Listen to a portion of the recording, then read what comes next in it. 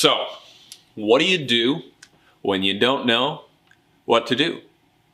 I mean, if you knew what to do when you didn't know what to do, then you would know what to do, which means you would know what to do, right? Did you follow that? Not totally sure.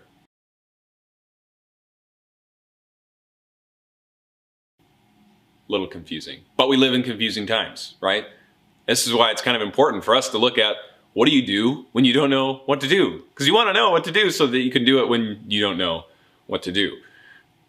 There's plenty of example of confusing things in the Bible, but we're not going to go into what's confusing, what's not.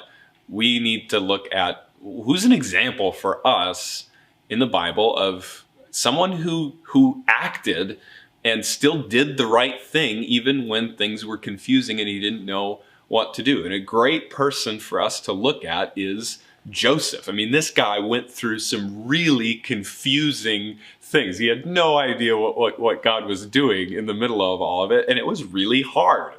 And things kind of start out hard for him, specifically with his family. So here's the background with Joseph. Joseph is unapologetically the favorite son out of his 12 siblings, his 12 brothers, and then he's got a sister, at least one.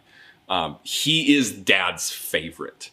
And dad shows him and everybody else in the family, Joseph's my favorite, when he gives him this really nice many-colored coat. You might know it from, the musical. But basically, just so that you kind of feel this, imagine you're in a big family and, some of you are driving already and you have to drive mom's old minivan. But then when this kid gets to be 16, dad buys him a brand new sports car to drive around. Like that's how I want you to imagine, if you're Joseph's brothers, that's what Joseph just got for his birthday. And you would probably be pretty upset about that. So that's kind of how things start. And then on top of that, Joseph has this dream where they're out in the field, him and his brothers, and they're tying bundles of crops together. And then Joseph's crop bundle stands up, and then all the brothers' crop bundles, they bow down.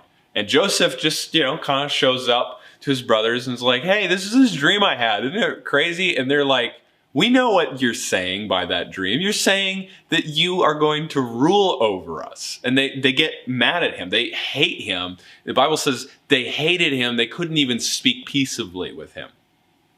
And so that happens. And then he has another dream where the sun and the moon and the stars bow down to him.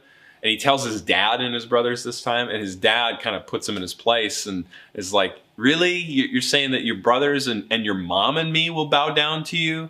And then his brothers are jealous of him, and his dad, he kind of holds, keeps the saying in mind.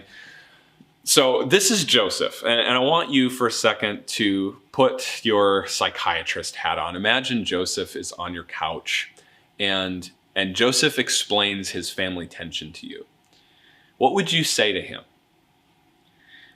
Imagine that you would probably say something like, Joseph, man, you probably need to think a little bit more before you start sharing your dreams about how you are going to rule over your siblings if you want to be at peace with them. So we would probably put the blame on Joseph here and say, look, you need to think about what you say a little bit more rather than just opening your mouth and not considering how it might affect other people. But can I be honest? I think that we're wrong about Joseph. I don't think he's the one at fault here.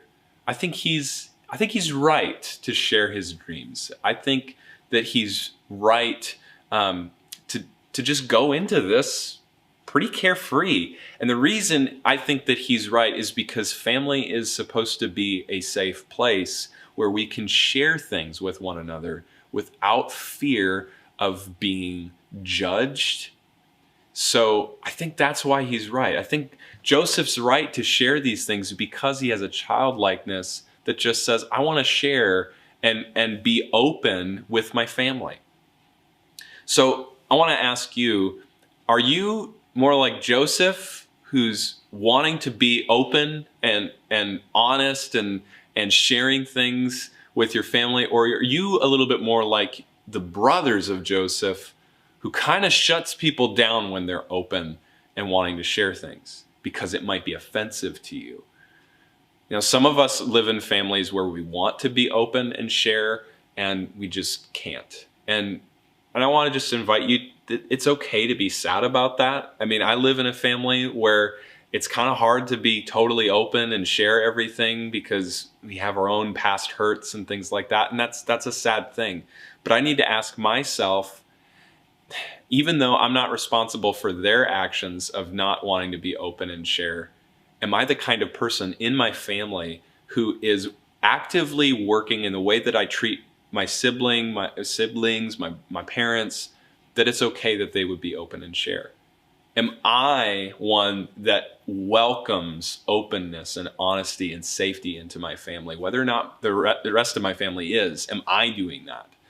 So that would be my first thing. And then the other thing is the brothers of Joseph get really angry pretty quickly when Joseph shares something.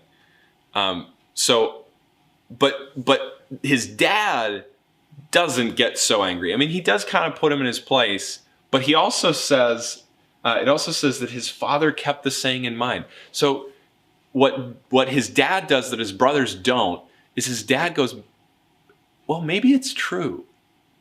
So when you're talking with your family and someone says something, all right, and they're being open and they're sharing, and you don't agree with what they say, or you find what they say to be offensive, you know, like maybe your mom kind of says something to you kind of to the effect of, you know, you don't really clean up and you don't really do your chores when you had just done the dishes beforehand.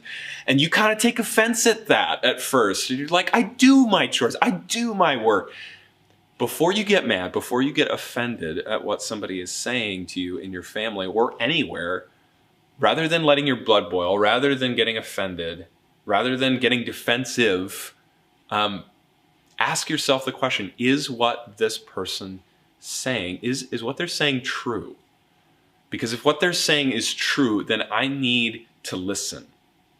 I need to listen to them no matter what. I need to stop and listen, really humble myself, keep my mouth shut, ears open, because that's what love does. Love listens. And love then considers, is what this person is saying, is it true? So those would be my encouragements for you this week in your family. When you don't know what to do, here's some tips. Be the kind of person that is cultivating an atmosphere that is open and ready to share with your family, even if the rest of your family isn't doing that. And the other thing is, when someone does share something with you, ask yourself, is this thing true? Really listen to that person in love. Keep your mouth shut, ears open, listen to them. That's what Jesus does for us all the time, right? He listens to us. And so that would be my encouragement, those two things. So thanks for listening. You guys have a great week.